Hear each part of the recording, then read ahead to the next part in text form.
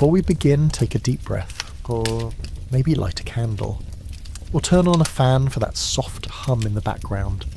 Because tonight, we're not going anywhere glamorous. No royal pool, no royal courts, no battlefield glory, no swashbuckling adventures. So before you get comfortable, take a moment to like the video and subscribe, but only if you truly find comfort in what we create here together. I'd love to hear from you in the comments. Tell me where you're listening from and what time it is for you right now. It's always a beautiful thing to see how far this little corner of history travels.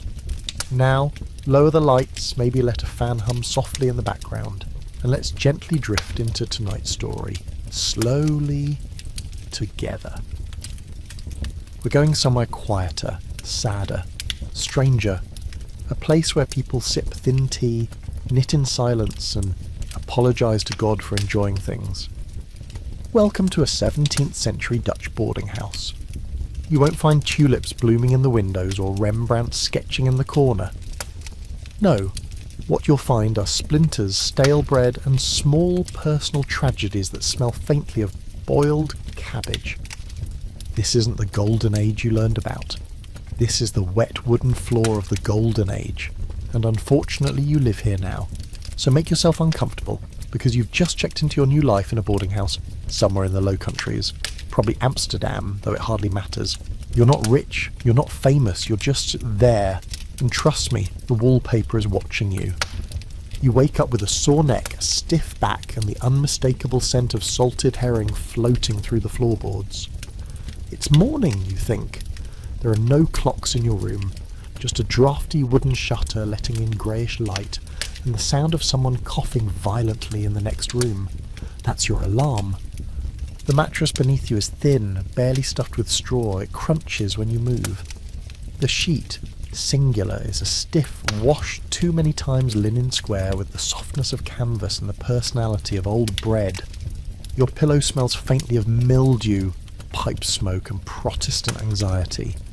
You're in a rented room on the 3rd floor of a Dutch boarding house. The building leans slightly to the left. So does the bed. So do you. The walls are wood, painted dull ochre, likely once bright, now the colour of despair. Someone scratched a Bible verse into the panelling above your headboard. It's in Dutch. You can't read it. You assume it's a warning. There's no privacy. The door to your room doesn't quite close unless you slam it and wedge a bit of fabric underneath. The floorboards creak if a mouse so much as thinks about walking on them. Your neighbour on the right snores like a dying walrus. The one on the left is either praying or arguing with God, loudly. It's cold, not grab a blanket cold, bone-deep Protestant winter cold, the kind that makes you wonder if the Calvinists were right and comfort is a sin. There's a stove in the common room downstairs, but it won't be lit for hours. Fuel is expensive. Warmth is rationed like joy. You try to sit up. Your joints protest. Your nightshirt has ridden up in the night, and now your legs are clammy and exposed. You reach for your socks, damp, still damp, always damp. One of them has a hole, the other is mysteriously harder than it should be. On the chair beside your bed, if you can call it a chair, lies your outfit. The same one you wore yesterday and the day before. You have one set of clothing, a faded wool bodice, a linen chemise that smells faintly of pickled beets, and a skirt that seems designed to collect dust, ash, and sorrow. Getting dressed is not refreshing. It's an exercise in layering discomfort. The wool scratches, the chemise sticks, and your undergarments are held together by faith and the occasional pin. If you're lucky, your shoes are not wet. If you're very lucky, they are both yours. Outside your little room, the boarding house begins to wake. You hear the landlady's heels on the stairs, sharp, decisive. Someone is already in the hallway chamber pot. They're not quiet about it.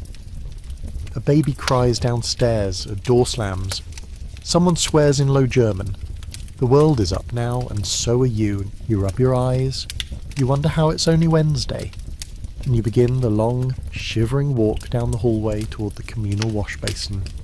Welcome to another day in your gently miserable Dutch life.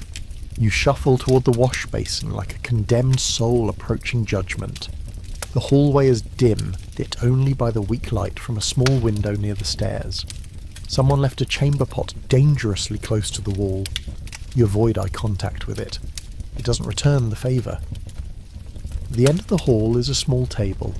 On it, a cracked ceramic bowl, a pitcher of icy water, and a communal bar of soap that has known more hands than a public confession.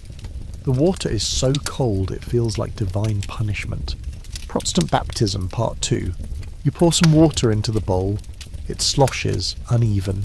You glance around. No one is watching, but you still feel watched. Privacy isn't a luxury you have.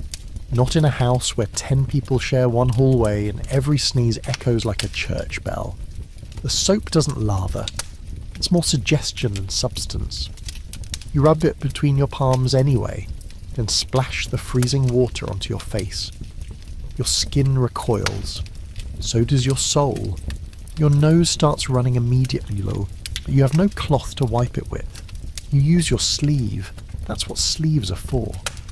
There's a mirror nailed to the wall above the basin. It's warped and clouded, like your outlook on life.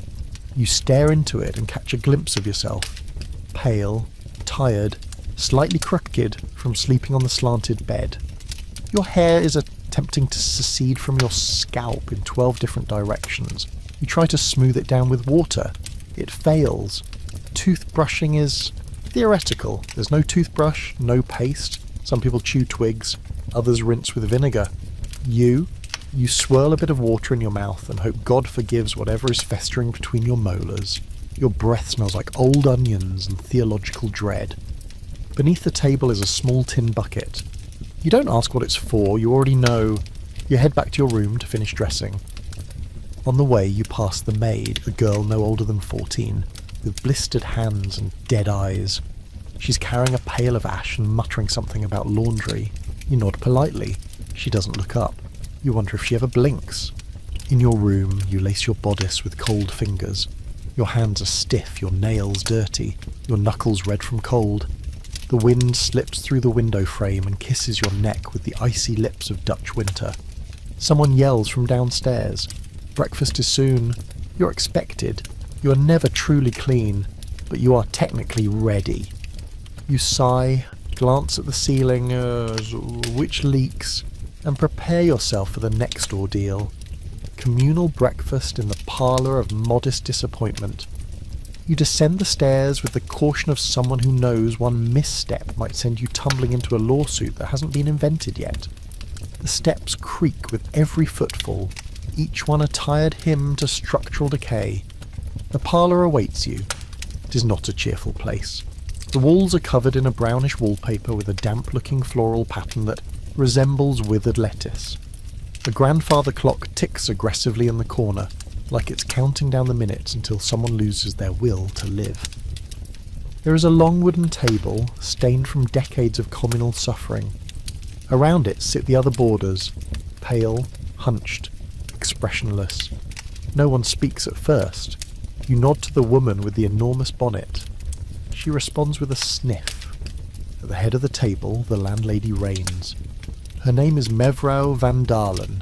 She is built like a cupboard and has a voice like dried parchment being torn. She wears black, always black. No one knows if she's mourning someone or if black is just her spiritual colour. She clears her throat, which sounds like a broom being dragged across a wet floor. Breakfast, she declares. She uncovers a pot. Steam escapes. It smells of boiled grains and second-hand guilt. Welcome to your morning pottage. It's grey. Not metaphorically, literally grey. A sort of beige-grey paste that wobbles slightly when scooped. Oats, barley, maybe a few peas. It has the texture of regret and the flavour of survival. There is no sugar. There is no salt. There is only heat. And not much of that. You receive a wooden bowl, a spoon, a hunk of rye bread that could double as a weapon in a burglary. You bite into it and feel your molars negotiate a surrender treaty. Tea is served in chipped cups. It's weak, more of a suggestion than a beverage. Hot water barely acquainted with a leaf. You sip it anyway. It's warm. That's all that matters. Around you the other boarders eat in near silence. The old man with the limp coughs every other spoonful. A woman with a mole shaped like Europe mutters a psalm under her breath. Across from you, a teenage boy stares into his bowl like it might answer a theological question. No one smiles, no one laughs. This isn't that kind of breakfast. This is nourishment as obligation, Protestant fuel for another joyless day. Someone tries to start a conversation, something about the price of salt rising again, but is silenced by a glance from Mevrouw van Dalen. Joy is not on the menu. When you're finished, you scrape your bowl clean out of fear that leaving food is sinful. You place your spoon back in the centre of the table. Everyone does. It's a ritual now. Breakfast is over. You're slightly full, mostly disappointed. Next comes your assigned chore. Because in this house, breakfast comes with consequences. The moment you put down your spoon, Mevrouw van Dalen appears at your elbow like a spectre summoned by unfinished labour. Her eye is narrow, her lips purse, her finger points. Stairs, she says. Not a suggestion, a sentence. A sentence you are now serving.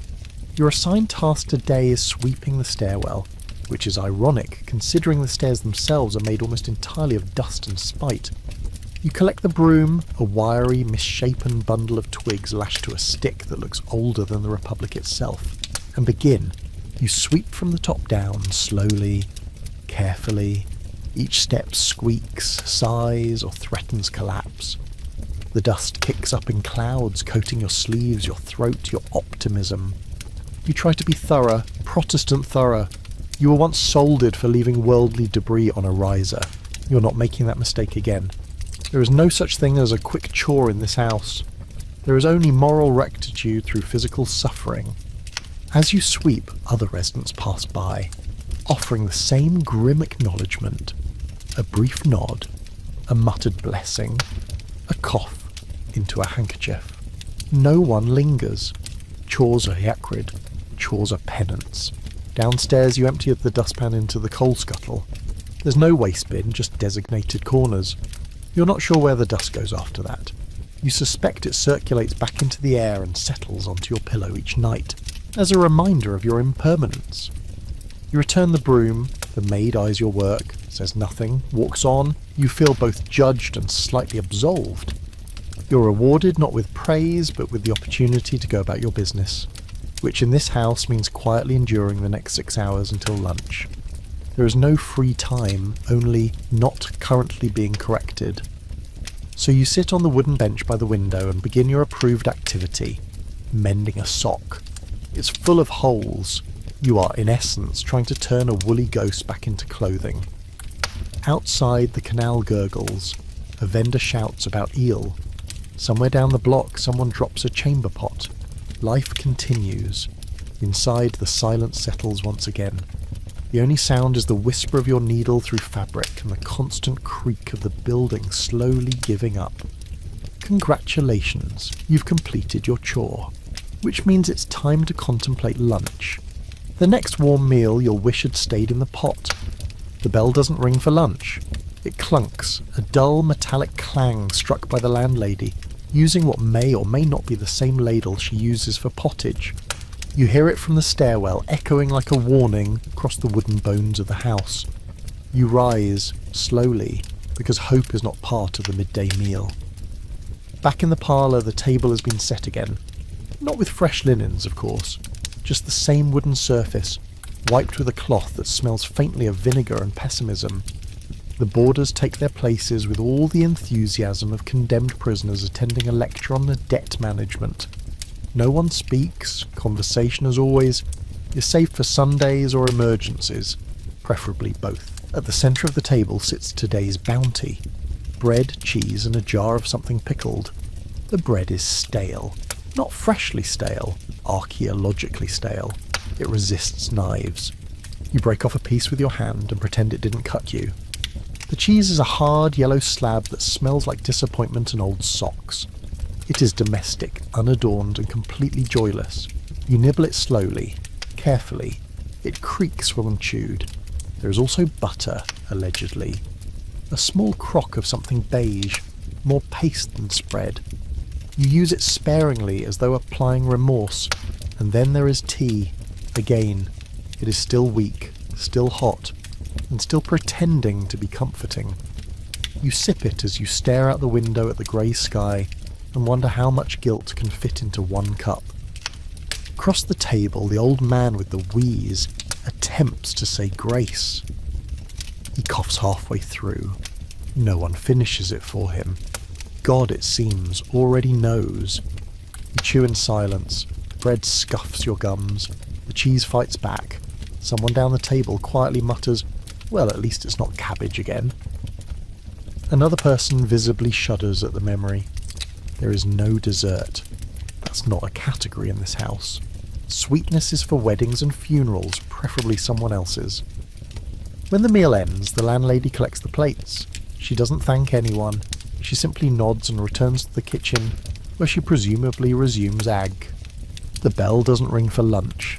It clunks, a dull metallic clang struck by the landlady, using what may or may not be the same ladle she uses for pottage. You hear it from the stairwell, echoing like a warning across the wooden bones of the house. You rise, slowly, because hope is not part of the midday meal. Back in the parlour, the table has been set again.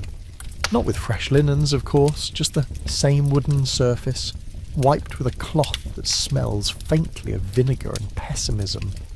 The boarders take their places with all the enthusiasm of condemned prisoners attending a lecture on debt management. No one speaks. Conversation, as always, is saved for Sundays or emergencies. Preferably both. At the centre of the table sits today's bounty.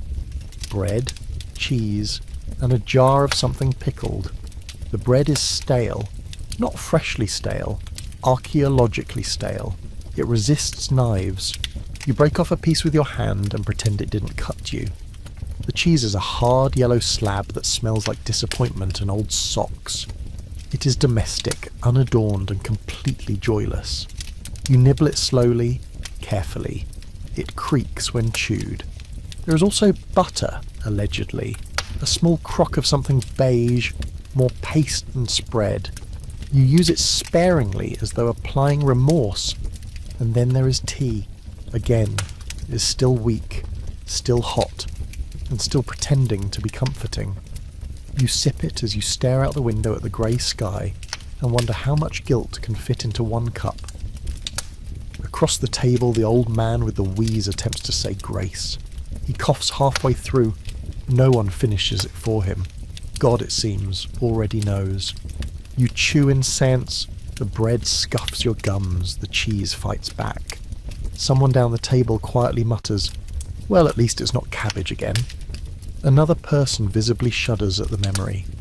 There is no dessert. That's not a category in this house. Sweetness is for weddings and funerals, preferably someone else's. When the meal ends, the landlady collects the plates. She doesn't thank anyone. She simply nods and returns to the kitchen, where she presumably resumes aging in place near the stove. You remain seated for a moment, staring at your empty cup, trying to remember if you were ever truly full. Then, with a sigh older than your bones, you rise. It's nearly time for your afternoon occupation, because in this house rest is a moral failing, and tea, no matter how hot, cannot save you from the schedule. It's the hour after lunch, and no one dares call it rest. It is not rest, it is observation time. A designated window of supervised stillness where you are expected to be both useful and silent, ideally both. You take your place in the sitting room. The sitting room, like everything else in the house, is a shade of brown.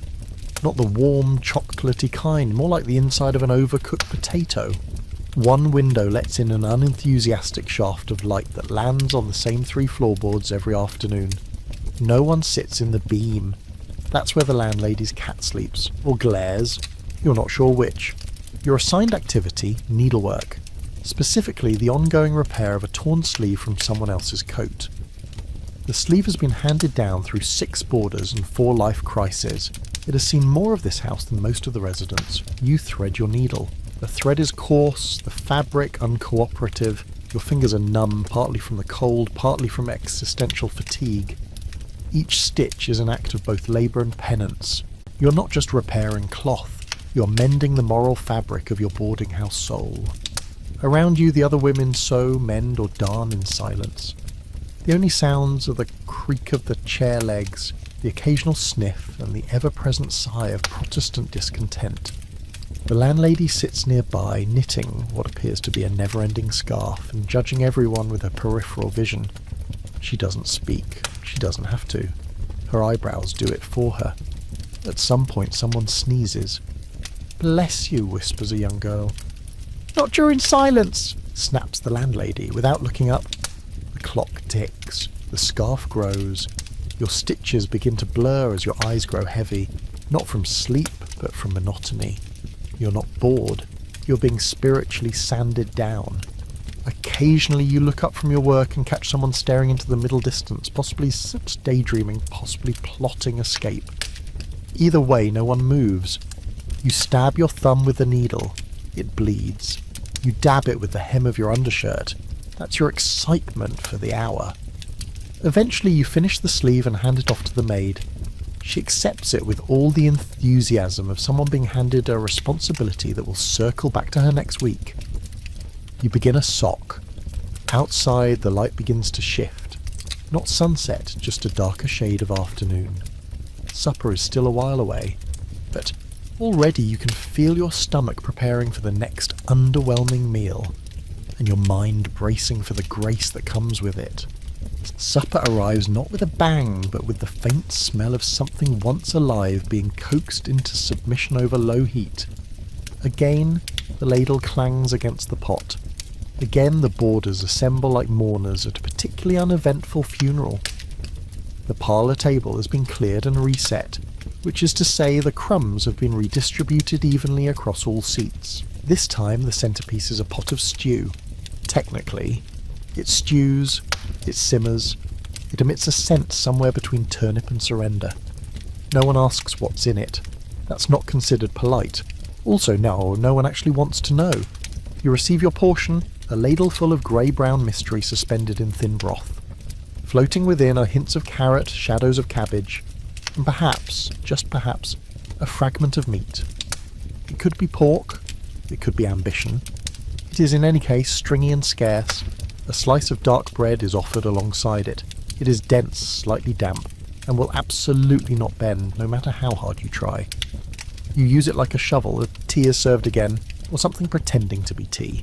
It tastes slightly of burnt straw and always leaves you wondering if it was meant to be warm, or if that was just accidental. Across the table, someone murmurs grace. This time the entire room joins in, not out of piety, but out of rhythm. Saying grace is a learned reflex in this house, like sighing, or bracing for temperature change. No one makes eye contact. The chewing is quiet, the slurping minimal. Talking is discouraged unless it's about the weather or scripture. Tonight, someone mentions rain. Everyone nods solemnly, as if weather were an old friend who betrayed them. The landlady eats with you, as always, slowly and watchfully. Her spoon scrapes the bowl like it's searching for secrets. She doesn't smile. She never has. You wonder if her facial muscles are even capable of the act. When you're finished, you rinse your bowl at the washstand in the corner. One pitcher of lukewarm water, one rag. It smells faintly of onions and divine disappointment. You dry your hands on your skirt. Supper is over. Your stomach is not full, but it is quiet. That's as good as it gets here. The sun is setting, if you can call it that. More like the daylight sighing into shadow. Soon it will be time for evening prayer, and then blessedly bed. Or at least the act of lying horizontally in quiet suffering until your body remembers how to sleep. The chairs are rearranged. The candles are lit. 3 exactly to conserve wax. Their light is dim and flickers as if embarrassed to be present. The room smells of smoke, starch and spiritual duty. Evening prayer begins.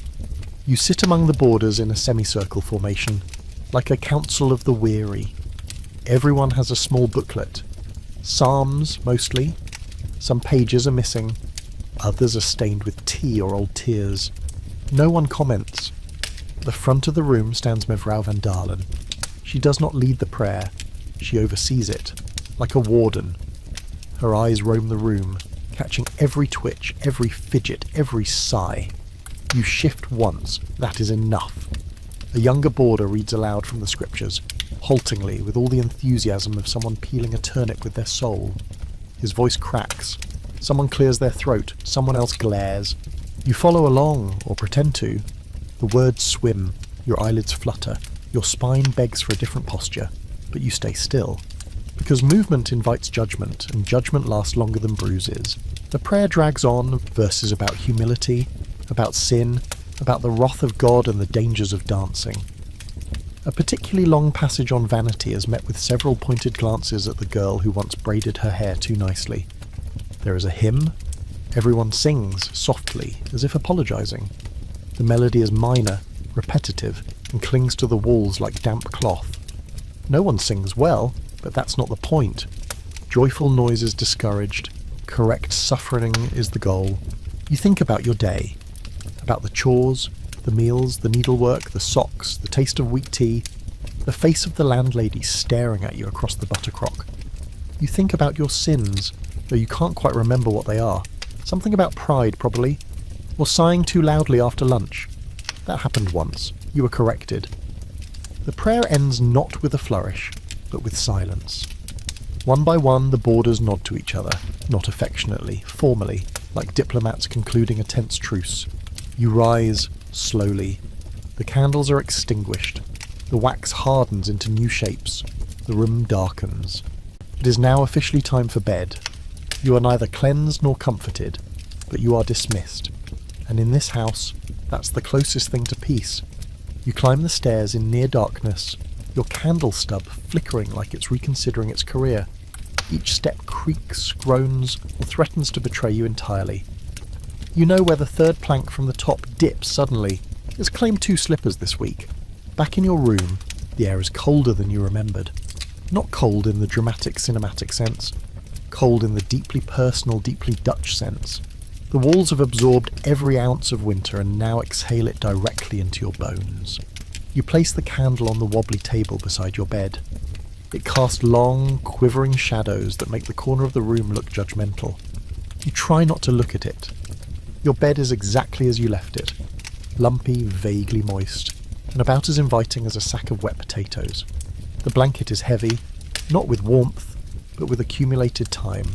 It smells of wool, feet, and history. You pull it over you with the same reverence and dread one might reserve for a medieval relic. You lie down, the straw pokes you. A spring, hand-forged and ill-intentioned, presses into your shoulder blade. You shift. It follows. Outside, the canal gurgles. Somewhere a door slams. A dog barks once, then regrets it. Inside, the house settles with a series of creaks that sound eerily like someone whispering scripture through a wall. You try to find a warm patch under the blanket. There isn't one. Every movement sends a chill across your skin. You curl up, knees to chest, trying to preserve body heat like it's a family secret. Your breath fogs the air. You pull your cap tighter around your ears. The mattress crunches when you inhale too deeply. Someone on the other side of the wall coughs violently. Again. A floorboard in the hallway creaks, just once, then silence. You're not afraid, you're not alone, you're simply Dutch in the 1600s, in a boarding house, trying to survive the night without succumbing to frost, lice, or the crushing weight of Calvinist introspection. Sleep does not come quickly. You replay your sins, all 12 of them. Most are minor, one involves bread. Eventually your body gives up. Not to rest exactly, but to stillness. Your thoughts dissolve into a soft churn of shivers, half dreams, and the smell of pickled linens. You will wake again tomorrow, slightly colder, slightly older, with the same grey light peeking through the warped shutter. The same tea, the same bread, the same judgment, but for now, you sleep, or something like it. Morning will come again, it always does, slowly, like a decision you regret before it's even made. You'll wake with a dry mouth, aching joints, and the vague sense that you've sinned simply by dreaming too vividly. The mattress will still be uneven, the tea still barely worthy of the name, the cheese still hard enough to dent pewter. But here's the strange part. You'll get up. Again, you'll dress. Again, you'll sweep the stairs, eat the stew, endure the silence, pray the prayers, stab yourself with a needle, and share a pot of boiled regret with 10 other equally exhausted souls. and in some obscure, inexplicable way, you'll survive. There's a rhythm to this place, a cadence of quiet repetition that dulls the sharp edges of daily disappointment. You know what each hour contains, you know what not to expect. There is comfort in that kind of certainty. No one in this house is trying to impress you. There are no feasts, no entertainments, no sparkling conversation or passionate debates. Just work, supper, silence, and the occasional hymn in a minor key. And that's enough. Because life in a 17th century Dutch boarding house isn't about joy, it's about endurance and discipline, and occasionally the smell of herring you didn't ask for. You find companionship in shared stillness. You learn the names of everyone's coughs. You recognise footsteps. You time your spoon scrapes with those of your neighbour. You begin to measure your days not in moments, but in degrees of discomfort. And by some miracle, the days pass.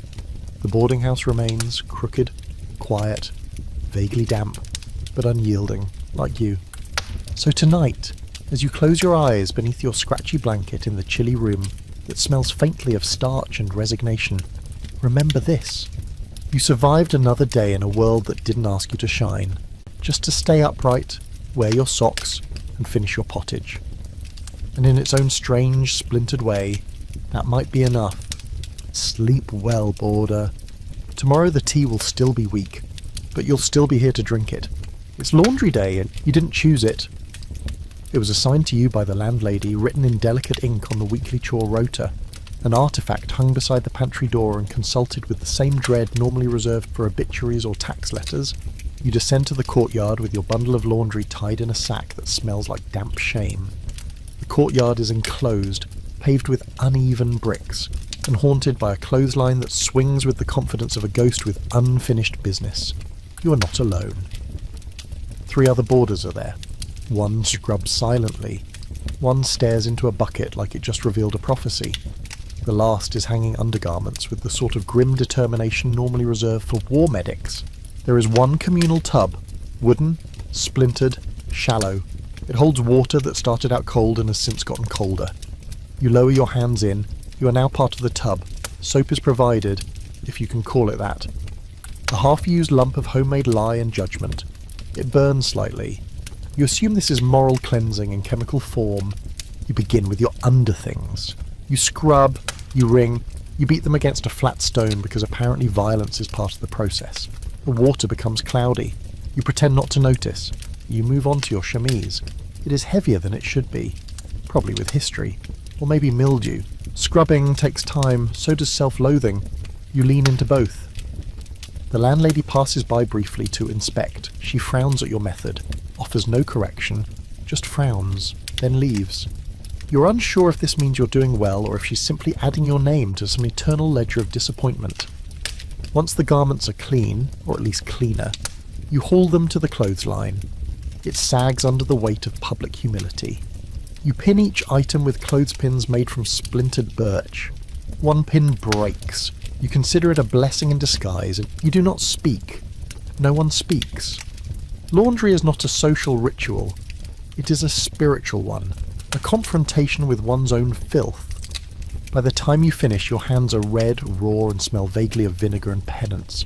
Your lower back throbs. Your sleeves are soaked. Your dignity is reduced, but intact.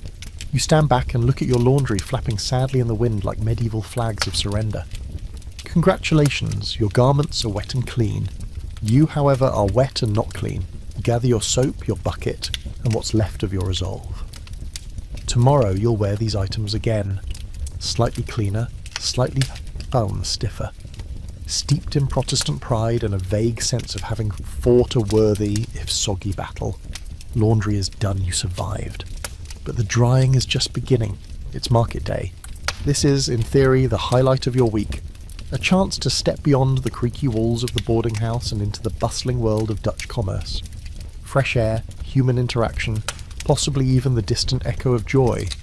In practice, it's a long, damp walk through crooked alleys into a square full of shouting fish and aggressively displayed root vegetables.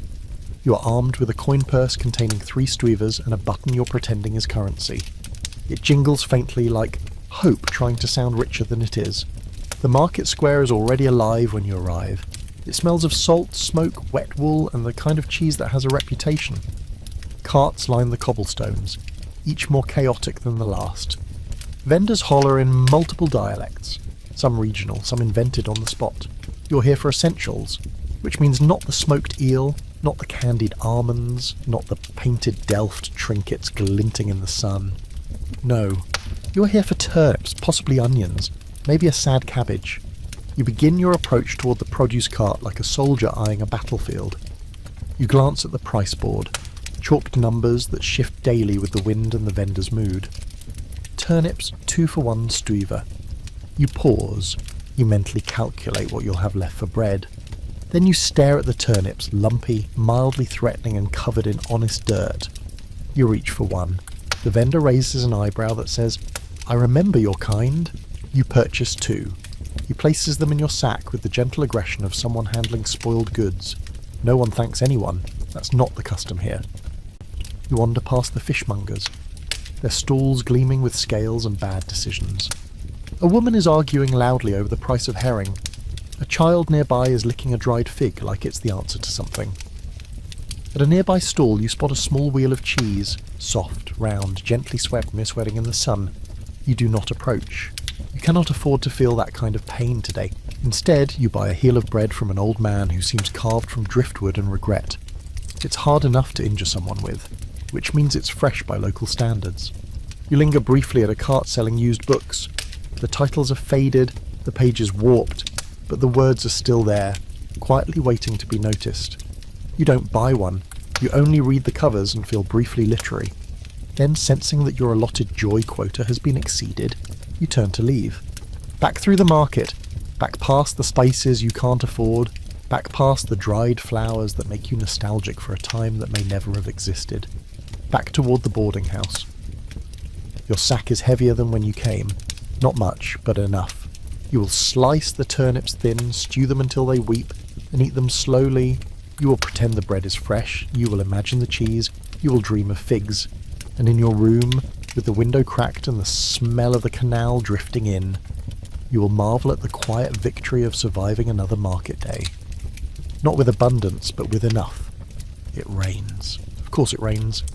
This is the Netherlands in the 17th century. Rain is not an event, it's a setting. A constant wet backdrop to your already moist and morally restrained life. You wake to the sound of droplets pinging against the warped window pane. One leak has already started its gentle descent into the ceramic basin you placed there last week. The rhythm is predictable.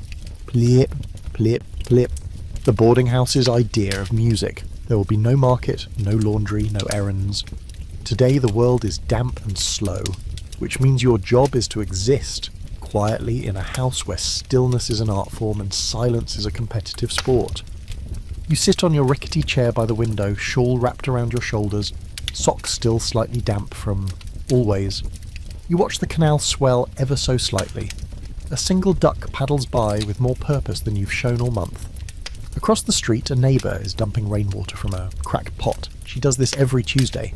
It is not Tuesday. You say nothing.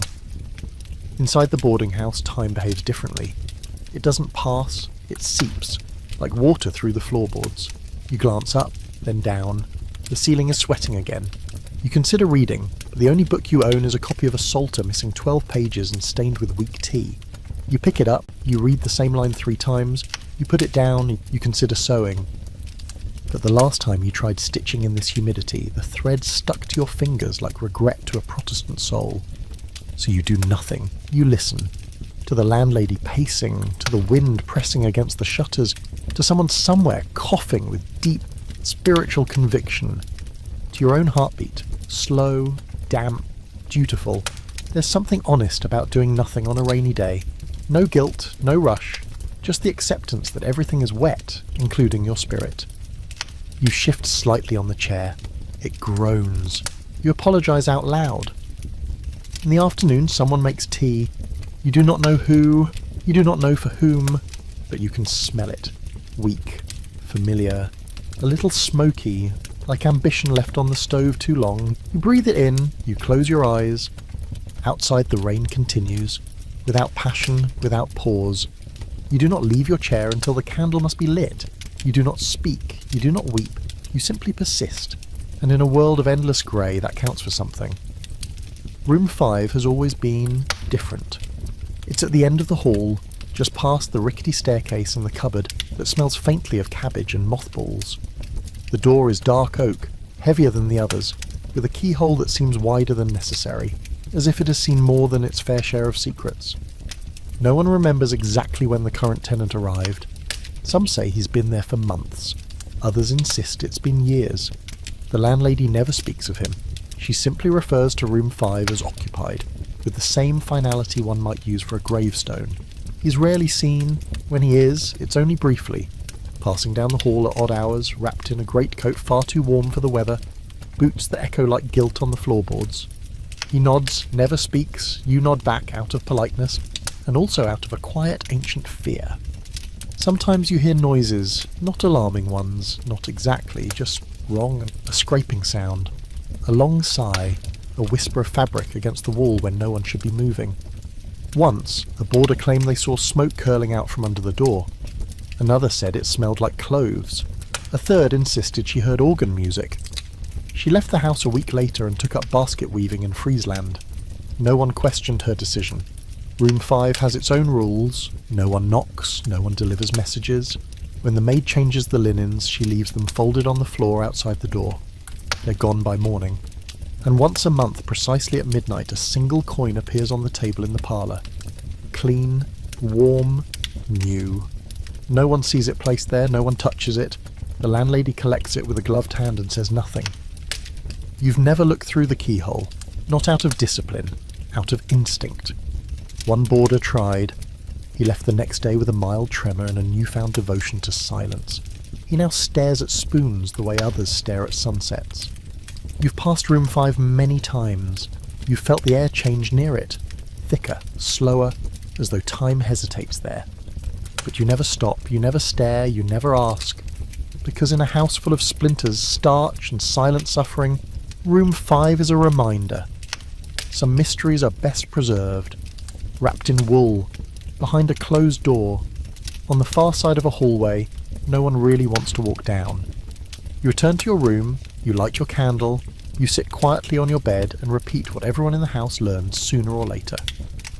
If room 5 wants something, it will let you know, eh? And until then, you have your own ghost to worry about. Sunday. The only day the boarding house smells marginally less like boiled regret and more like pressed linen and obligation. The floors are scrubbed with vinegar. The curtains are drawn back, if only to let the dust shine visibly in the morning light. Even Mevrouw van Dalen wears a brooch. You wake early, already dressed in your best, your Sunday worst, as the joke goes, though no one here tells jokes. You've brushed your hair, stiffly. The comb broke halfway through, but you carried on. Protestant dignity allows for no less. Breakfast is half a boiled egg and the same bread as yesterday, slightly warmed and marginally less confrontational. Tea is served in silence. Everyone chews slower, as though fearing it might be sinful to enjoy food on the Sabbath. Then begins the procession to the chapel. The church is a low stone building near the canal, cold even in summer, with pews that have been designed specifically to discourage comfort. The windows are leaded, the glass warped, and every creak of the floorboards is amplified into spiritual guilt. You remove your wooden shoes before entering. Clomp, clomp, stop, clomp, clomp, stop. Each step echoes, as though even your footwear is trying to repent. Seating is delicate. There are unspoken rules. Rules older than dust. Widow DeWitt always sits 2 rows from the front, 3rd seat in, facing slightly left. The merchant's daughter claims the end of the 5th row near the hymnal stack. The landlady sits directly beneath the pulpit, presumably to keep the preacher honest. You choose your place carefully. Not too close to the front, you're not a show-off. Not too far back, you're not a slacker. You settle halfway down between the woman who always sneezes during the benediction and the man who mutters corrections to the preacher under his breath. The service begins. The preacher is tall, angular, and made entirely of elbows and emphasis. He preaches about humility, sin, judgment, more sin, and the grave. There is a brief mention of grace, but it passes quickly, like a child in trouble. The sermon lasts an hour, or a decade, it's hard to tell. You shift slightly on the pew. A knot in the wood stabs you in the thigh. You take it as a sign. Hymns follow. Slow, minor key, predictably mournful. You sing along softly, as do the others, voices blending, like a chorus of overworked ghosts. No harmonies. That would be indulgent. The offering plate passes. You place a coin in it, one of your last. It lands with a soft thunk. You do not watch it go. Charity is not about watching. Then a final prayer, long, thorough, exhaustive. When it ends, no one moves at first. It feels like waking from a dream about rules. You leave the chapel as you came, quietly, deliberately, hoping your shoes haven't collected too much canal mud in the interim. Back at the house, there's soup, slightly saltier than usual. A reward, perhaps, or a mistake. Either way, no one complains. You eat. You nod politely. You return to your room. Sunday is over. Your soul has been scrubbed, dried, and lightly pressed. You are still poor, still tired, but somehow lighter. And the pew-shaped bruise on your thigh, that's just God's way of saying well done. The cat has no name, at least not one that anyone uses aloud. Some say she answers to Mina, others claim Jufrau. The landlady calls her the creature, and everyone else simply refers to her in hushed tones as her. She's always been here, long before you arrived, possibly before the house itself was built. She moves with the confidence of someone who pays no rent and holds a majority stake in the property. You first noticed her in the stairwell, perched on the windowsill, staring out at nothing, as if judging the canal for existing. She didn't acknowledge you. She never does. A slow blink is the closest you've received to affection, and even that felt contractual. She is small, but not delicate. Black and grey, with tufts of fur that refuse to lie flat and eyes the colour of unripe gooseberries. When she walks, it is soundless. When she lies down, it is always on something you need. A sock, a book, your last remaining optimism. She lives in the warmest parts of the house, not by right, but by force of will. The corner near the stove, hers. The folded laundry, hers. The only chair that doesn't wobble, absolutely hers. You once tried to sit there, once. The landlady feeds her scraps of herring and sour milk, muttering about discipline and loyalty. The cat listens. She does not obey. No one has ever seen her run. She appears during meals, though never in the same spot. One evening she's under the table licking an old boot. The next she's on top of the cupboard, surveying the pottage with cool disdain. She has never begged. She simply waits. And someone always accidentally drops a piece of fish. She hates visitors. She tolerates residents. She loathes optimism. You once tried to pet her. She allowed it. For exactly 2 strokes, then bit you with the precision of a surgeon making a point. You still have the scar. You still tell yourself it was worth it. Some believe she's a witch's familiar. Others think she is the witch. Still others insist she is simply a very old cat with strong opinions and a strict Calvinist streak. She rarely meows. When she does, it sounds like sarcasm. At night, you sometimes hear her walking across the roof tiles.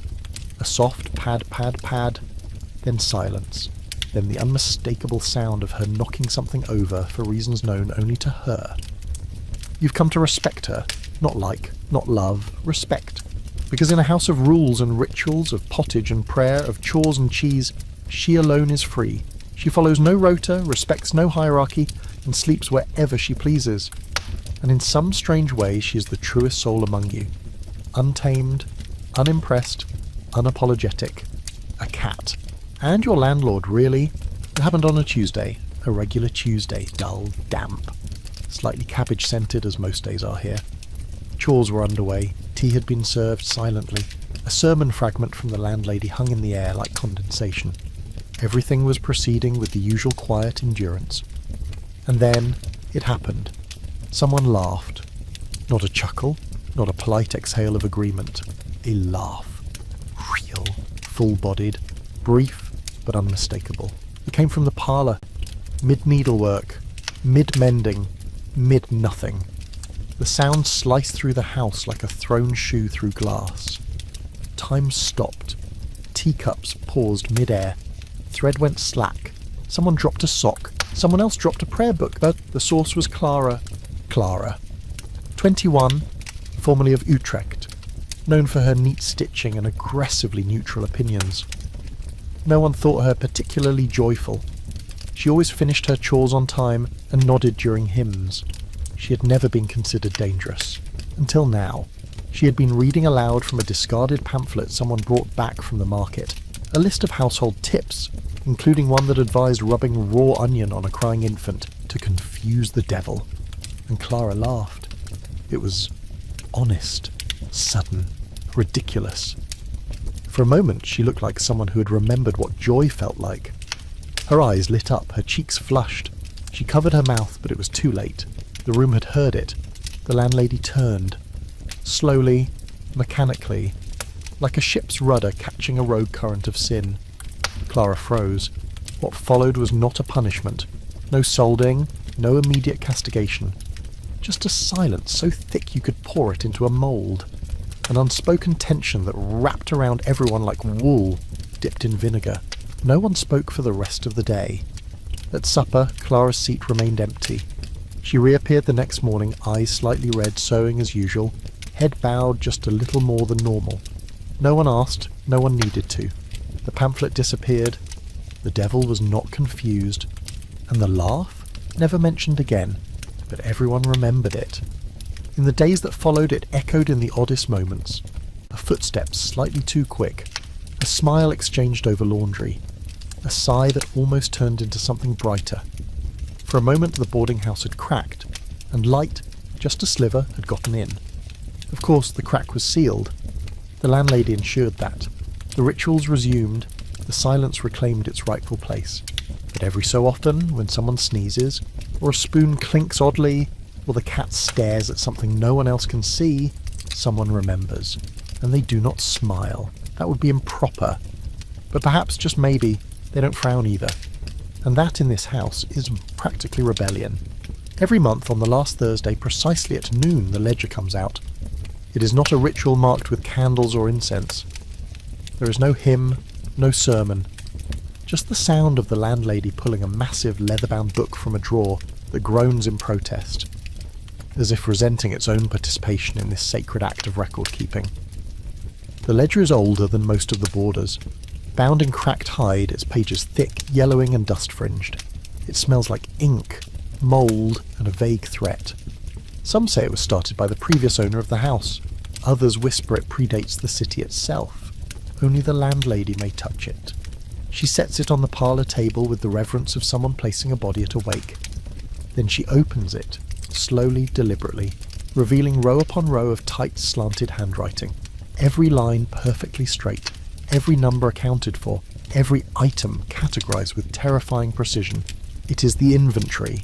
Contents include, but are not limited to, perhaps 12 ceramic bowls, 3 chipped, 1 possibly cursed, 8 spoons all dented identically, cause unknown, 6 forks, 1 bent in protest, 5 knives, kept dull for moral reasons, 7 candle stubs, assorted heights, all judged equally, 3 sacks of flour, marked moderate weevil activity, 1 jar of jam, date illegible, flavour theoretical, 2 jars of pickled vegetables, colour regrettable, 11 unpaired socks, owner unclaimed, 1 cat, not listed by name, only as the entity.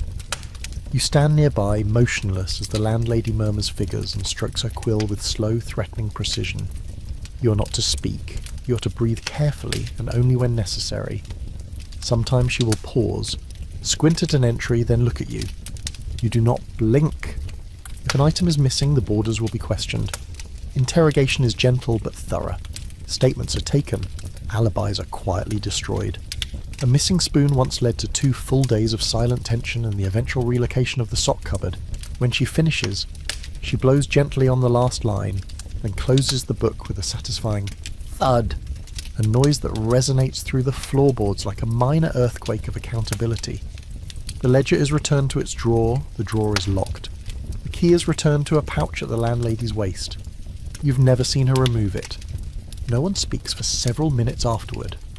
Because inventory is not just about items, it's about control, order, proof that someone somewhere knows exactly how many forks exist in this damp, judgmental house. And in a world where everything feels soft, shifting, and vaguely mouldy, there is something profoundly terrifying and oddly comforting about a list that never forgets. Even if you wish it would. It starts with a cough, a dry, persistent one from room 3. Then someone sneezes in the hallway. Then the landlady frowns deeper than usual. which is how you know something has shifted in the fabric of boarding house stability. By midweek, a low fever has gripped 2 of the tenants, and the tea is being steeped longer, as though courage might be extracted from overused leaves. The air feels heavier, quieter. Even the cat seems more judgmental than usual. And then word spreads. The doctor is coming.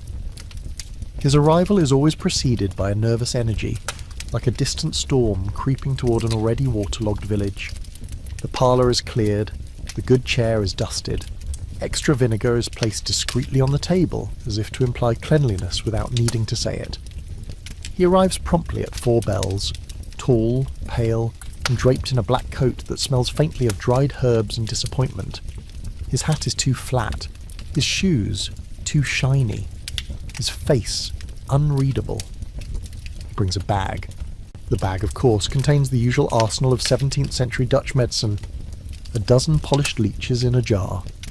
2 unlabelled vials, one cloudy, one clear. A length of twine. A rusted spoon. And naturally, a bone-handled lancet designed for controlled releases of excess vitality, also known as bloodletting. He speaks softly, which somehow makes him more terrifying. His questions are always the same. When did the coughing start? Have you experienced chills, visions, or unnatural joy? How long since your last confession of the medical kind? The patient is examined, tongue out, pulse felt, chest tapped with knuckles like a landlord checking on rent. If the diagnosis is mild, you're given a tonic that smells of regret and anise. If it's serious, you're told to rest, repent, and possibly sweat it out. If it's truly serious, the leeches come out. Watching someone receive leeches is a communal event, not out of interest, but out of silent horror. The leeches are applied carefully, sometimes on the neck, sometimes the ankle, sometimes the sole, metaphorically. They latch, they wiggle, everyone pretends it's normal. Meanwhile, the doctor writes notes in a leather-bound journal filled with symbols that might be shorthand or ancient curses. He leaves without fanfare, accepting only a loaf of rye and a nod of respect from the landlady. No money changes hands. The real transaction was your dignity. The next morning, the patient is either slightly better, significantly worse, or converted to a new kind of silence. Either way, the doctor's scent lingers in the hall, a mixture of cloves, chalk, and mystery. And you sleep with your socks pulled high, a garlic clove under your pillow, and a new understanding of your own mortality. Because in a world of pottage, prayer, and boarding house rules, sometimes the scariest thing isn't death. It's someone knocking on your door with a jar of leeches and a very calm voice saying, "Let's take a look, shall we?" It begins without warning. A trunk appears by the door. A chair is left askew. A familiar cough is absent from the morning symphony of suffering. Someone has packed. Checkout day. It doesn't happen often. Most boarders stay until life shifts them into another century. But now and then someone leaves, whether by marriage, inheritance, illness, or the slow realization that they can't bear another spoonful of boiled grey root. This morning it's Peter. Peter of room 4, a man who never spoke more than 10 words at a time and wore the same coat every season, regardless of weather. He once repaired the squeaky stair without being asked. His departure feels wrong, like a candlestick missing from its twin. The other boarders pretend not to notice. That's the rule. No questions, no goodbyes. Only a nod, perhaps, if you pass them in the corridor with their travel sack clutched like it might escape. The landlady is nowhere in sight, but her presence is felt. As Peter descends the stairs slowly, carrying the heavy scent of wool, mildew, and finality, the house reacts. The floorboards groan in a different key. The door creaks with an unfamiliar reluctance. Even the cat watches from the top step with narrowed eyes, tail flicking in disapproval. You catch a glimpse of Peter as he opens the door. He hesitates, just for a second, as if the house might reach out and pull him back in. But it doesn't. He steps outside, into the drizzle, into freedom, into a future without communal socks and judgmental turnips. The door closes, and the silence that follows is profound. In the hours after a boarder leaves, their room becomes sacred space. The sheets are stripped. The chair is recentered. The air is tested for nonconformity. The wallpaper, which has watched many come and go, settles with a dry sigh. Whispers circulate. Did he leave for love? For money? For something warmer? Did he survive? Did he thrive? You will never know, because no one writes back. The house absorbs the absence like it absorbs moisture, quietly, completely, and with a touch of passive aggression. A new name will be inked into the rota. A new face will take room 4. They'll be warned about the loose floorboards and the cat's territory. They'll be assigned a spoon, and life will continue. Because this is the boarding house, you don't check out. You disappear politely. And the wallpaper? It never forgets. There is a drawer in the hallway cabinet. It is not labelled. It is not used. It is simply there. Narrow, slightly crooked, with a brass handle tarnished by disuse and decades of quiet avoidance. It has always been locked. No one knows what's inside, or rather, everyone pretends not to wonder. Curiosity is a luxury not encouraged in this house, where silence is virtue and mystery is often punished with extra chores. But last Tuesday, quietly, inconveniently, and in direct violation of cosmic order, the key went missing. It had lived on a nail above the broom cupboard for as long as anyone can remember. Dangling, dusty, judged but untouched. It was known as the key. Singular, definite, important, but not to you. And now it's gone. The landlady has not said a word, which is worse than a sermon. Her brows are drawn tighter than a properly starched sheet. Her tea consumption has doubled. She swept the hallway 3 times before dawn and glared at the drawer as if willing it to open through sheer Calvinist fury. You pretend not to notice. Everyone does. But that drawer now hums with invisible weight. What could it hold? Some whisper it's the boarding house ledger from a century ago. Pages inked with secrets, debts, and names crossed out in haste.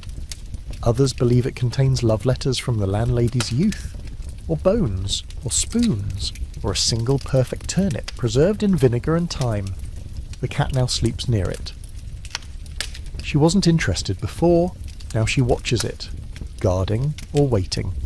You once passed by and felt something, a chill, a tug, not of wind but of thought. You considered reaching for the handle, just to see, just to test, just to know.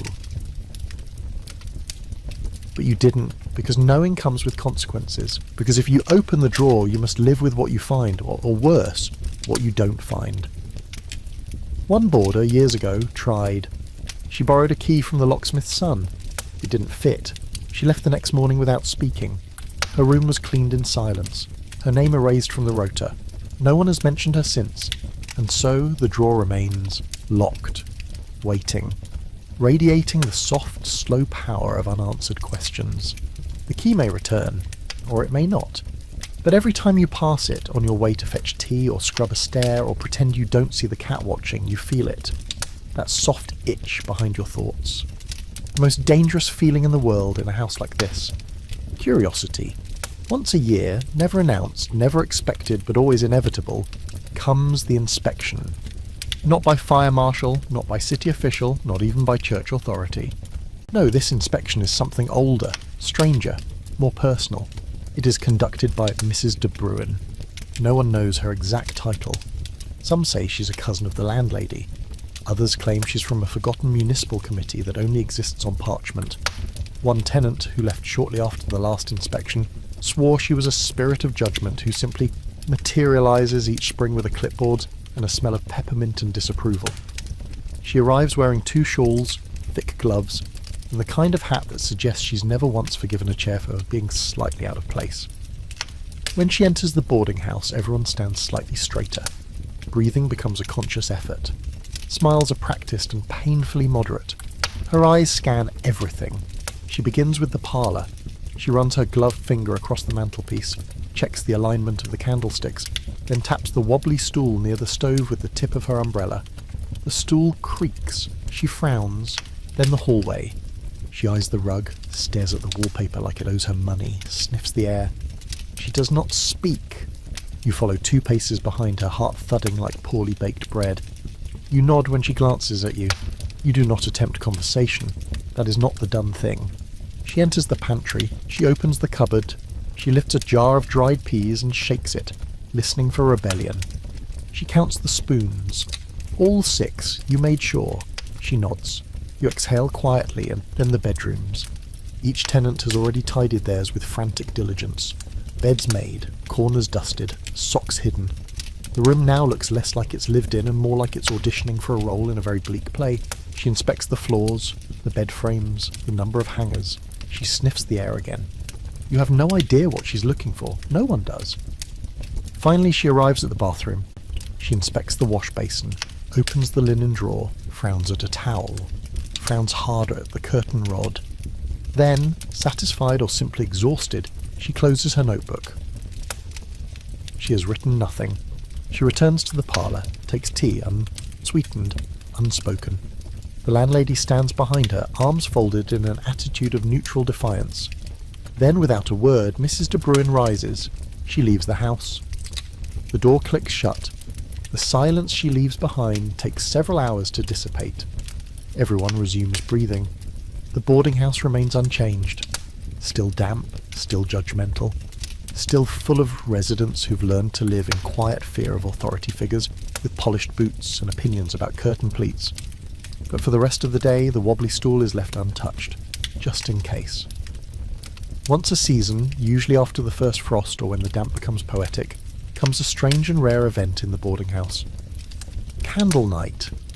It is not marked on any calendar. It is never spoken of aloud until it begins. And yet every boarder knows when it's time. The air shifts, the house grows quiet, not with silence, but with waiting. And then, as dusk approaches, the signal is given. The landlady brings out the good candles, tall, unscented beeswax, luxurious in their plainness. She places them, one by one, along the parlour shelves, the windowsills, the mantel. A dozen flames flicker to life, casting long, dancing shadows that make the wallpaper look like it's thinking deeply about its mistakes. No one is told what to do. No one is given chores. Instead, you gather in the parlour. Not as servants, not as tenants, just as people. Wrapped in shawls and heavy socks, carrying half-darned linens or quiet books or simply your own thoughts. You sit in the circle of candlelight and pretend, briefly, that this life isn't entirely made of boiled turnips and low-level dread. Some people knit. Others hum, softly, melodies that drift up from memory like steam. The old man with the limp tells a story no one fully hears, but everyone listens to. The girl recites lines from a book she never finished. The cat sits perfectly still for once, and allows herself to be admired. Someone brings out a tin of stale ginger biscuits. They are passed without judgment. You take one. You eat it slowly. It tastes like dust and nostalgia. No prayers are said tonight. No scripture is read. Instead, there is space. Gentle, flickering space. You look around the room, and for a moment, you don't see sorrow or hunger or suppressed opinions about how laundry should be folded. You just see people, tired, soft-edged people, sharing light. Time slows. You exhale fully for the first time in weeks. When the candles burn low, no one says a word. One by one, people rise quietly and return to their rooms. You stay a moment longer, just to see the flame wink out. And when you blow out your own candle, the smoke curls like a secret. You watch it vanish into the ceiling. That night you sleep differently. Not deeply, not without dreams, but softer, lighter. As if for just one night, the house decided to be kind. Candle night ends as quietly as it begins, and no one mentions it again. Until the next one. Storm season doesn't arrive, it settles. Like damp in the walls or melancholy in the spine. The air thickens. The windows fog without touching. The canal outside rises with intent. And in the attic, things begin to shift. Quietly, but with meaning. The first leak appears above the stairwell. A single drop. Rhythmic. Unapologetic. By morning, it's joined by a chorus. The slow, percussive symphony of a house remembering it was never entirely waterproof. This is how storm season begins. You are handed a bucket. No explanation is needed.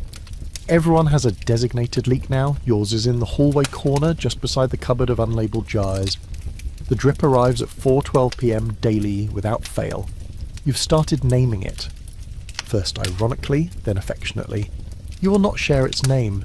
The landlady does not fix the leaks. She arranges them. Buckets, basins, one large tin tub with a crack that's been patched 12 times. everything positioned precisely, a choreography of containment. She speaks of it not as inconvenience, but as inevitability, like sin, or cabbage. The house smells different now, damp wool, cold ash, wet paper, guilt that's been lightly steamed. Storm season makes everything slower. Books curl at the edges, socks take 3 days to dry. Even the cat moves cautiously, avoiding puddles like they owe her money. She glares at the ceiling often, as if accusing God directly. At night you lie awake and listen. Not to thunder, that would be too cinematic. Instead, you hear the soft tap of leaks against metal, the low groan of beams adjusting to their fate, and the occasional wind-gust sigh that sounds eerily like someone saying almost. You reflect, not by choice but by architectural coercion. Something about dripping water invites introspection. You begin to consider your past decisions, your current posture, whether life is just an elaborate system of buckets beneath a ceiling you can't afford to repair. One morning the leak moves, just slightly. 2 inches to the left, your bucket no longer catches it. You do not panic, you reposition, you adjust, you adapt, because that's the lesson of storm season. Not to resist the water, but to meet it where it falls. Eventually the rain stops, the clouds scatter. The buckets are emptied, scrubbed, stacked, and return to their cupboard like honoured guests. No one celebrates, no one remarks on the sunshine, but the towels are hung with more confidence. And for a while the bread tastes just a little less like damp resignation. Storm season ends not with fanfare, but with a patch of dry floor and the cautious return of hope. Until next time. The mirror hangs in the upstairs hallway. Crooked, dusty, ignored, tucked between a window that never quite shuts and a coat hook no one uses anymore. No one remembers when it was hung, no one claims responsibility. It's simply there. You've passed it hundreds of times, always in a rush. Always carrying laundry or tea or the weight of another quiet day. Sometimes you catch the briefest glance, an elbow, a shawl, a flicker of tired eyes, and move on. Until one morning you stop, you're not sure why. Perhaps the light hit it strangely. Perhaps the hallway was too quiet. Or perhaps you just needed to confirm that you still existed. The glass is warped, not shattered, just old. The kind of old that bends truth gently. The frame is wood, carved with delicate tulips long since dulled by dust. A fine crack runs from the top left corner to the centre, like a lightning bolt trapped in amber. You look into it, and for a moment you don't recognise yourself. Not because your face is different, but because it's the first time you've really seen it since arriving here. The soft sag beneath your eyes, the way your mouth no longer rests in curiosity, but caution. The way your hair, pinned and flattened, has begun to surrender its youth without asking your permission. You raise a hand, the reflection does too, and you realise time has passed, quietly, steadily. Like the drip of a ceiling leak you stopped noticing weeks ago. You lean in closer.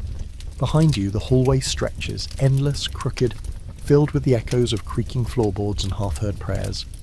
You remember who you were when you arrived. Younger, sharper, louder inside. You wore colour. You spoke more often. You believed rest was a right, not a failure. You laughed once, possibly twice. The mirror says nothing, but it remembers. You reach out gently and touch the glass. It's cold, naturally. This is the boarding house. Everything is cold in here. But the chill feels deeper somehow. Not cruel, just true.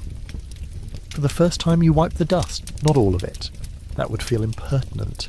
Just enough to clear your own reflection. Just enough to see your present. Then you step back, straighten your posture, and continue on. Down the hallway. Past the door that sticks. Past the coat hook with no coats. Toward the next task, the next hour, the next sip of weak tea. The mirror remains. Still crooked, still cracked, still waiting for the next person to stop and remember who they were before the house taught them how to endure. And it always remembers, even when you forget. The writing desk in the parlour is rarely used. It sits beneath the north-facing window, the one that rattles when it rains sideways and lets in exactly enough light to read by, but never enough to feel warm. The desk is narrow, dark wood, and slightly uneven on one leg. A shallow drawer holds dull quills, brittle ink, and 2 envelopes so old they may predate regret itself. One afternoon, while dusting as assigned on the rota, you open the drawer and notice something strange. A seam, almost imperceptible, along the inner panel. A line where wood meets wood, but not as it should. You tap it. It shifts. A soft click. A tiny movement. Then it slides open with the slow reluctance of something that hasn't been disturbed in a very long time. Inside, folded neatly, is a single piece of paper. Not yellowed, not aged. Fresh, crisp, ink still bold. You unfold it with the delicate reverence usually reserved for church relics or secret cookies. It contains exactly 8 words. You're not the first to wonder. Signature, no explanation, just that. You stare at it for longer than you should. The note is not addressed, and yet it feels like it's meant for you. You look around. The parlour is empty, the cat is asleep, the fireplace is cold. Outside, the canal continues its quiet churn, indifferent to the mysteries of furniture. You read the note again, you check the drawer. Nothing else, not even dust. It's clean, which is suspicious in a house where dust reproduces faster than opinions. You close it. You close the desk you sit. You think, who left it? The landlady? Impossible. Her handwriting is sharper, more aggressive, like calligraphy under duress. Clara? She hasn't spoken above a whisper since the great cough incident. Peter is long gone, and the cat doesn't write. Unless she does, you wouldn't put it past her. You consider telling someone, but you don't. Because what would you say? I found a note in the secret drawer that says something vague and mildly haunting. You'd be assigned extra linen duty for showing signs of imaginative sin. So instead, you fold the note carefully, you tuck it in your apron pocket, you return to your chores, but all day the words echo. You are not the first to wonder. Wonder what exactly? About the drawer? About the house? About why the soup always tastes faintly of loss? That night you place the note under your pillow. You sleep lightly, dreamless. In the morning it's still there, slightly wrinkled, slightly heavier. You don't read it again, you don't need to, because now you know what it means. And someday, when the moment feels right, you might return to the drawer and leave your own note. Just 8 words, something someone else might need to hear. Because they won't be the first to wonder either. It is announced on a Thursday, over breakfast, calmly, casually, as if the earth has not tilted slightly at the sound. I'll be taking the day tomorrow, says Mevrouw van Dalen, buttering her bread with the grim efficiency of someone who has never once enjoyed doing so. No one responds, not out of rudeness, but because no one knows what response would be appropriate. Surprise would be disrespectful. Joy would be suspicious. Curiosity would be fatal. She continues as if nothing has happened. I'll return before supper. The rota stands. The cat is in charge. Then she rises, adjusts her shawl, and leaves the room. The silence she leaves behind hums with disbelief, because the landlady has never taken a day off. She is the boarding house, its spine, its schedule, its discipline wrapped in wool. She wakes before you, sleeps after you, and appears wherever supervision is most needed. She has caught spills mid-drip and heard lies whispered 3 rooms away. Her absence is unthinkable, and yet the next morning it happens. No footsteps at dawn, no lecture about damp socks, no ceremonial measuring of tea leaves, just absence. Pure, unsettling, unnatural absence. The house feels louder without her. The clock ticks too boldly. The stairs creak with impunity. Even the wind through the shutters sounds indecent. Some of the boarders try to enjoy it. Clara smiles briefly. Someone eats bread. Before the designated time, the cat naps in the landlady's chair with open arrogance. You attempt to sit in the parlour without sitting properly. It feels wrong, like wearing shoes inside a church, or giggling during scripture. By midday, things begin to unravel. The teapot overflows, the cat bites a slipper. 2 tenants simultaneously reach for the same dusting cloth and nearly come to spiritual blows. By afternoon, no one speaks. Order, it turns out, was not maintained by the rota or the smell of vinegar, but by her. You begin to wonder, where did she go? The market, a grave, a secret meeting with the other landladies of Amsterdam to exchange passive-aggressive glances and biscuit recipes? No one knows. And then, just before supper, at exactly the time she said, she returns. As if nothing happened, she hangs her coat, she adjusts the curtains, she eyes the crooked stool in the corner. No one dares ask how her day went. She does not offer. She simply lifts the kettle, tests its weight, and says, "Too much tea, not enough salt." And just like that, the house exhales. Order restored. The slippers are aligned once more. The cat retreats. The air stiffens back into proper form. You never speak of it again. But deep down, part of you wonders, just for a moment, where she went, and why she came back.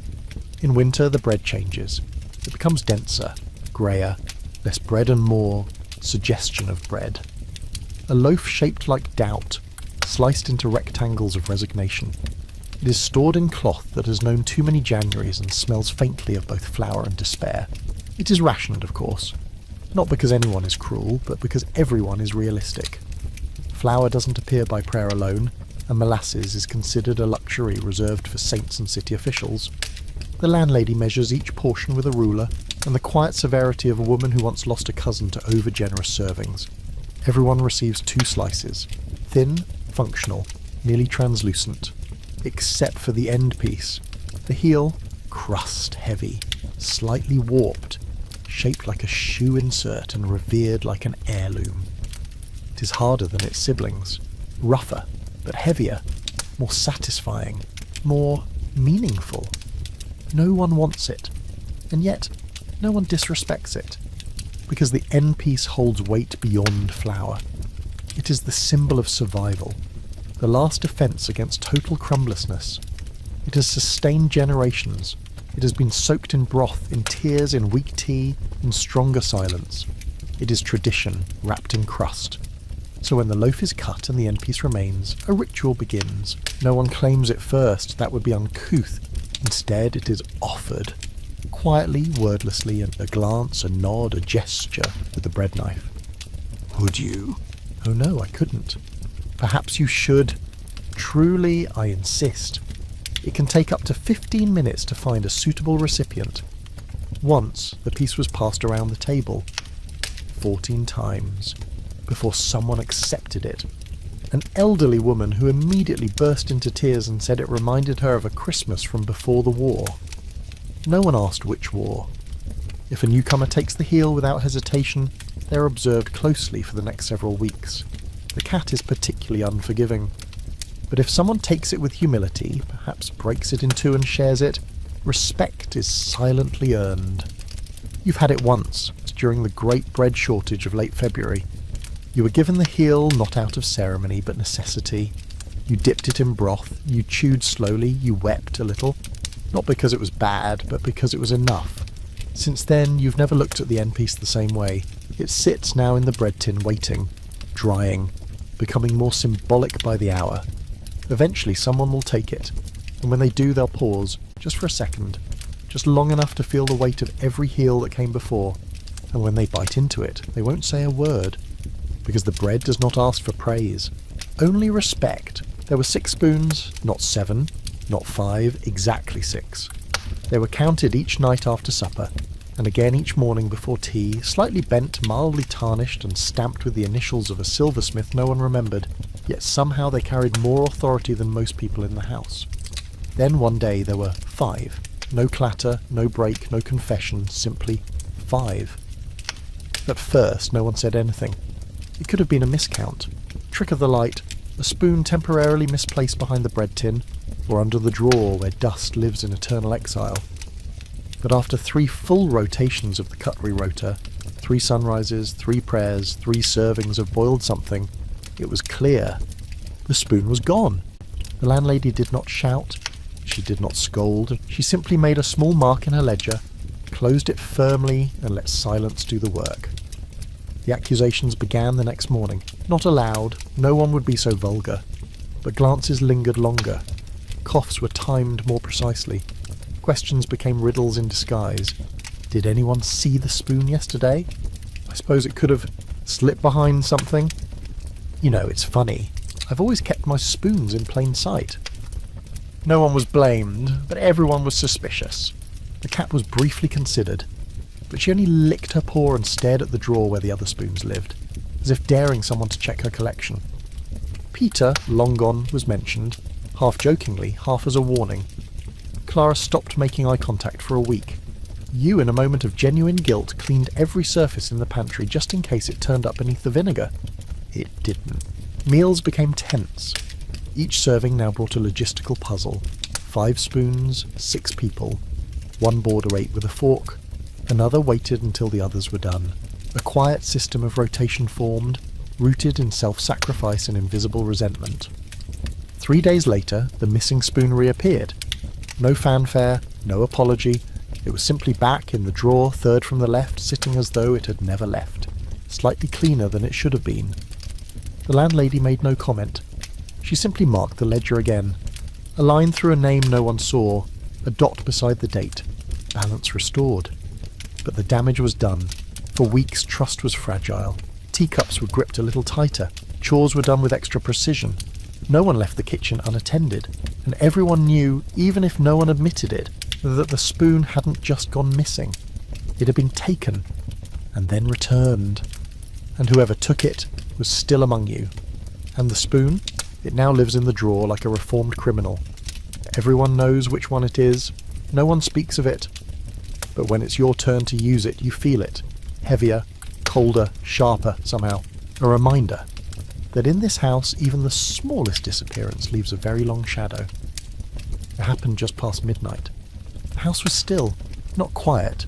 This house is never truly quiet, but still. The wind had settled, the leaks were behaving, and even the cat had chosen sleep over menace. Then a knock, not loud, not rushed. Just 2 deliberate taps against the front door, calm, certain, as though the night itself had come calling. No one moved. Not at first, because no one knocks after dark, not here, not ever. Letters arrive at breakfast, visitors come by appointment, and emergencies, those don't knock, they simply burst in. Still, the knock had come, and after a pause just long enough to question your entire life, the landlady rose. She did not speak. She lit a candle, adjusted her shawl, and walked to the front door with the same expression she wears when correcting ledger errors or inspecting mould with a spoon. You watched from the stairwell, half out of fear, half because curiosity sometimes outruns good judgment. She opened the door just enough to let in the cold. There was no figure, only air, and on the doorstep, a letter, folded, cream-coloured, sealed with wax, though the wax bore no crest, no symbol, just smooth red, slightly smudged at the corner, as if the sender had hesitated before committing. The landlady took it. She did not open it. Not then. She returned inside, closed the door, and walked straight past you, unacknowledged. You remained frozen on the stair, unsure if you'd witnessed a secret or simply trespassed into one. She disappeared into her room. The next morning, the house behaved as though nothing had happened. Breakfast was the usual 3 bites of austerity. The tea was slightly stronger, but no one dared suggest why. The rota remained unchanged. The cat stared at the front door all day. You never saw the letter again. But something shifted. The landlady was quieter, not softer, never that, but stiller. She stared into the fire longer at night. Once you passed her room and thought you heard humming. Low, slow. Not a hymn, a memory. The letter was never mentioned. Not by her, not by anyone. Because to ask would be to imply that something happened. And in this house, if something strange occurs and no one discusses it, then it simply didn't happen. That's the rule. And so the house carried on, and the floorboards creaked, the leaks resumed, the candles burned. But every so often, when a draught slipped through the shutters or the cat hissed at a shadow, someone remembered. There was a knock, there was a letter, and someone, somewhere, still knows why. But the house has already chosen to forget. It begins with the paper. Fresh sheets are rare in the boarding house, usually reserved for deaths, marriages, or the once-a-year soap purchase. So when the landlady enters the parlour with a new sheet in hand and the ink pot already uncapped, everyone knows. A new rota is coming, but this one feels different. She doesn't speak as she sits, doesn't request silence. It simply forms around her like steam around a kettle. She writes slowly, deliberately. The tip of the quill scratches across the page with the kind of finality usually reserved for last words and burial markers. You watch from the doorway. There have been many rotas, some short-lived, some legendary. Each boarder's name marked beside their duty: sweeping, mending, tea, firewood, emotional endurance. But this time the landlady pauses more often than she writes. She stares at the empty lines like they're already full. Names are added, a few familiar, most no longer here. Peter, Clara, the girl who laughed that one time, the man who never spoke but always refilled the sugar jar. Even the cat in the margins simply marked as ongoing concern. Some names are crossed out, not for punishment, for absence, the kind that isn't coming back. The final rota isn't pinned to the wall like the others. Instead, it is folded, carefully, precisely, with hands that have written more names than memories. She slips it into the back of the ledger, behind the last inventory. Behind the drawing of a spoon no one ever found. Behind a receipt for a candle that burned too brightly once. She closes the book, locks it, returns the key to her pocket. No one speaks, no one claps. There is no ceremony for something so sacred and so mundane. Later that night you pass the ledger's drawer and rest your hand on it. Just briefly. The wood is warm, not from fire but from meaning. You think of everyone who's come through this place, who cried in room 2, who danced in secret in the hallway, who carved initials into the baseboard near the stove, who left before anyone learned their story. You are still here, for now, but one day your name too will be written in that slanted hand, not as punishment, not even as memory, just as record. Because everything ends, even rotas, even candles, even houses eventually. But for now the floor still creaks, the tea still steams, the cat still rules, and this final rota, it waits. Till one day someone opens the ledger, sees the last list and remembers. Not who was best, just who was here. One day the house is quiet. Not just still quiet. The kind of quiet that comes after the last page has turned, after the last teacup has cooled, after the last pair of damp socks has been hung and forgotten. The kind of quiet that feels deliberate. The parlour is empty, the stove cold, the chair by the window untouched. A single spoon rests alone in the drawer, perfectly centred, as if waiting for someone who missed their final meal. Upstairs, the beds are made. Too neatly, the pillows fluffed by hands that knew the weight of sleeping heads and the dreams they tried to forget. The landlady's shawl still hangs on the peg. The ledger is closed. The rota, the final rota, has yellowed at the edges. And yet the house is not abandoned. It breathes. The floorboards still shift in the night, as though remembering footsteps. The stairs creak on their own schedule. The mirror in the hallway holds more than reflections. The cat, or what may be her great-great-grand descendant, still patrols the baseboards with disdainful purpose. Time does not erase the house. Time settles into it. The whispers of laughter, of secrets, of arguments held just below boiling drift like dust motes in the winter light. They don't haunt. They linger. The way the smell of tea lingers in old cups. The way longing lingers in letters never sent. Sometimes someone new arrives.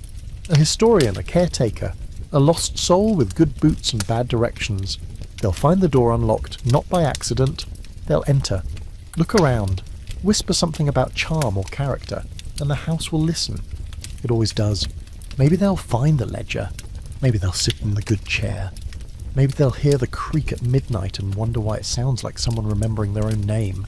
But they won't be alone, because the boarding house remembers. It remembers the girl who laughed once, the man who sang when no one listened, the spoon that vanished, the candle night that softened the whole world for a few blessed hours. It remembers you, even if you forget, even if you never return, even if your name fades from the final page. This place remembers, and that, perhaps, is the quiet miracle of it all. Not that it endured, but that it never stopped listening.